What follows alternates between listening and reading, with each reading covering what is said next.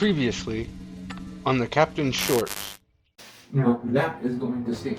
Take a couple of rags. It is strongly recommended that all protective equipment is worn. The floor should be swept and vacuumed. Completely clear for when the new flooring goes in.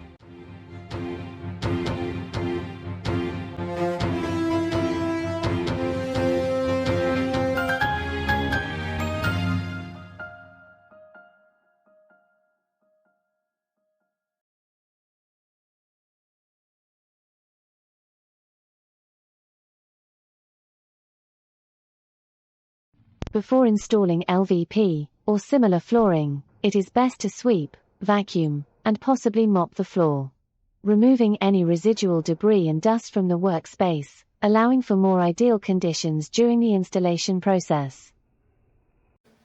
We're now to the point to where we can start doing the flooring. First, what we got to do is we got to measure to see what the width of the planks are going to be. And since the baseboard was left in place, we're going to need to measure based on that too. What we have at the moment is 41 inches. The baseboards are 3/4 inches. We want to leave 1/4 of an inch for both baseboards. So we're looking at 42.5 inches. And that will give enough of the flooring to be able to go under the baseboards and still have a little movement. We're going to set it up to where this side is towards the doorway because we're anticipating that this flooring is eventually going to go out into the rest of the house. For the moment, we're going to put a transition in, but once we continue this flooring into the hallway, we want it to have a seamless look. We will be eliminating the transition, and that's why we want to have this part sticking towards the hallway, so that way we can just click into the flooring when it's being done in the hallway. Because we've got baseboards that are still in place on both sides, we're going to slide this in on one side and then the other, and then just start pushing in place. Okay, now we're going to stagger these, so the next one is going to reveal at 12 inches. We're going to have to go in a little bit more, and it's going to be 12.5 inches. And the other piece that's going to sit next to it is going to be 30 inches. Keeping the workspace clean is important while locking the planks into place. A brush, small vacuum with a nozzle, or a can of compressed air will help in keeping the edges of the planks clear of debris and minimize frustration. We're having to go around the corner here, and we still need to be under the baseboards. Alright, so we've made our mark here, and we've made our mark here. To come in this way, we're using a composite square instead of a metal one because we don't want to scuff up or scratch up the surface because that could ultimately be bad. And we're going to do this by step because there's only just this little bit here, and we're going to do it with the miter saw. Everything else can go really good and go within the parameters of what the flooring suggests. But there's always going to be that one spot that you have to deal with because it just will not follow those parameters. So what we need to do is find out what that is. That seems to be 1 inch and 1/8.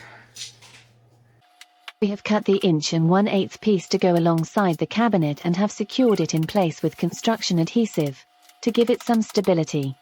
Once the surrounding planks are locked into place, it will perform normally. Make sure you set the edge of the finished side to the edge of the finished side on this piece too. Mark it's just right outside the flange, the edge of your flange here.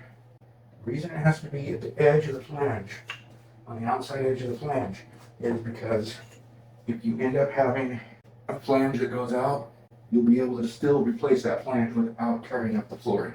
The last pieces will tuck into the recessed bottom edge of the tub or shower pan, giving the floor a seamless look at the end of the run. The end of the plank will first need to be tucked under the baseboard before locking the long side into place. A pull bar or a thin pry bar may be needed to click the long side in place. Use care when doing so, to avoid damaging the tub or shower pan.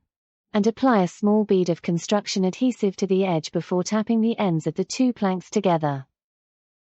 While installing transition the way it's supposed to be installed, it snapped on me because the grooves, no matter how much pressure I put on it, would not meet up with the tab on the base. And to the point to where I was doing everything I could to make it reach it. It finally reached it, but in the meantime, it snapped it. So, luckily, they come in 6-foot strips, so I have enough to attempt another transition, but this time I'm using construction adhesive to hold it in. It's what can be at this time. I hope it works. If it doesn't, I'll be back to replace that whole strip, including the base. We'll see what happens. Unfortunately, the construction adhesive required to hold this in place is going to require 24 to 48 hours to set up. I just hope it behaves in the meantime. We've got a gap between the baseboards, which are the tile baseboards, and the flooring itself, and it seems it's about the thickness of the flooring. So I've cut little strips of the flooring, and I'm wedging them. Tap it in just a little bit. Don't want it to go all the way in, just want it to be able to hold it, and we're going to do that in the other baseboard locations. We're going to use black silicone for this. We're going to want to face it into the baseboard and squeeze it in there. And you have to go slow in some spots, like right in here, where there isn't a whole lot of backing. And we're going to use square. With the silicone still wet, pull the masking tape slowly, in an upward angle. The upward motion will help with creating a nice, clean, finished edge. All we have left to do is to reinstall the toilet. But I think we'll leave that for another Captain Shorts.